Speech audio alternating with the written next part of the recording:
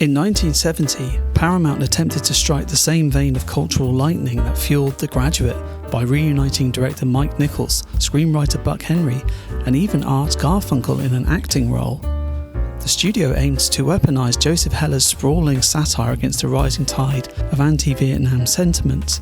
As a result, Catch-22 functions on its own feverish terms, even as it grapples with the impossible task of distilling Heller's linguistic labyrinth into a singular cinematic vision.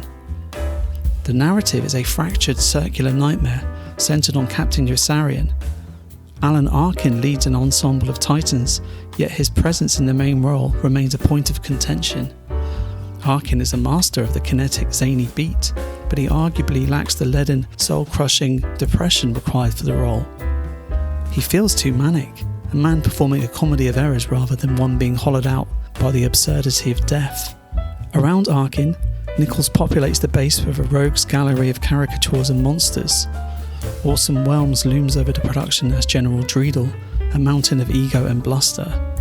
Martin Balsam brings a desperate, sweating, ego-driven bossiness to Colonel Cathcart, while John Voight's Milo Minderbinder serves as the terrifying blueprint for the modern corporate sociopath. Catch-22 serves as a vital historical checkpoint.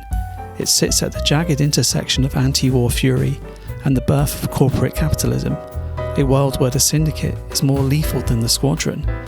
It's a film about the transition from the battlefield to the boardroom, where profit is the only logic that survives, even during the folly of war. Visually, the production was a gargantuan undertaking. Shout Factory has released Paramount's 4K restoration, sourced from the original master, and the film has never looked sharper, even if it remains an uneven experience. The image bears the obvious scars of heavy digital intervention. Colours fluctuate, shifting from overly washed out to overly pink hues.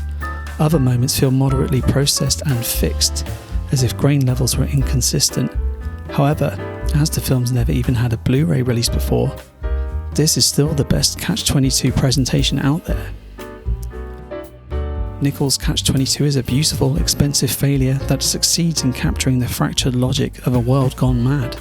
A massive attempt to film the unfilmable that succeeds on its own terms, whilst failing ultimately at being a decent adaptation of an unfilmable novel.